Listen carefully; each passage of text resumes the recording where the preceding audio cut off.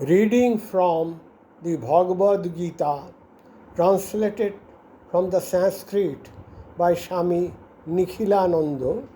I am simply reading the preface portion today. Preface.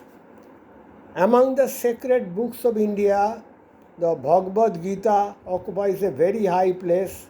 The study of Gita, the Upanishads, and the Brahma Sutras with their commentaries is a discipline for orthodox Hindu sannyasis of the Vedantist school. Hindus of all denominations, householders and sannyasis, men and women, young and old, derive spiritual inspiration from its study. A wandering monk who has given up all earthly possessions often carries a pocket edition of the Gita. It is an excellent manual of Hinduism. The teachings of Gita are presented in the form of a dialogue between Sri Krishna and Arjuna. The background of a battlefield imparts a dramatic charm. Sri Krishna, the teacher, is regarded by the Hindus as the Lord himself in a human form. A student absorbed in the book often forgets its historical character and feels as though many of its inspiring passages are directly addressed to himself by the Lord, who is the inner guide of all. The suggestiveness of the book is almost without limit if it is read with the right attitude of mind. Many of the passages written in aphoristic form can be memorized and recalled at the time of meditation or in those moments of life when spiritual inspiration is required. There are many who regard the story behind the Gita not as historical fact but as an allegory. To them, Arjuna represents the individual soul and Sri Krishna, the supreme soul dwelling in every heart. Arjuna's chariot is the body. The blind king Dhritarashtra is the mind under the spell of ignorance, and his 100 sons are men's numerous evil tendencies. The battle, a perennial one, is ever going on between the power of good and the power of evil.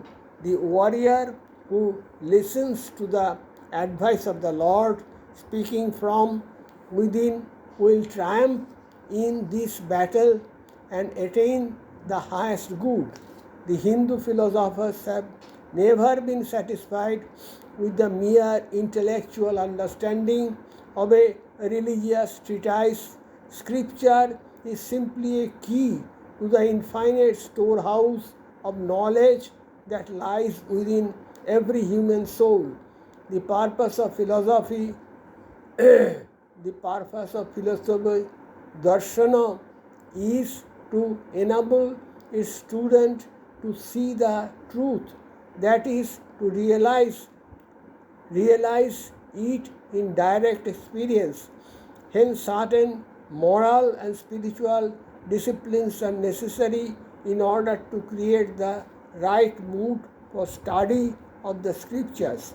Hinduism lays down 4 such disciplines, namely discrimination between the real and the unreal, renunciation of the unreal, the acquisition of 6 virtues, that is, control of the mind, control of the senses, forbearance, restraining the mind from being distracted by worldly objects, faith in the words of the teacher, and the scriptures and concentration, and lastly the longing for liberation. Inwardness of spirit cultivated through self-control and contemplation enables the student of the scriptures to grasp their subtle meaning, which otherwise remains hidden from the mere intelligent reader. It is an immemorial custom among the Hindus to read the Gita as a part of the daily devotion. Without it, prayer and meditation do not seem to be complete. The present translation is intended to serve this purpose. A minimum of footnotes has been given so that the mind of the reader may not be distracted. An extensive glossary of the Sanskrit and unusual English terms has been added. The pronunciation of Sanskrit words is explained in a discretical table, in a diacritical table. It is hoped that this translation may help the English reading public of Europe and America to understand the spiritual foundation of Hinduism and its practical character. The Gita enables one to grapple with the problems of daily life from the higher standpoint of spirit. May we always remember that our life on earth has a purpose larger than we see. Nikhilananda, Ridgely Manor, Stone Ridge, New York, August 17, 1943. Om Sri Ramo Krishnarpano Mastu.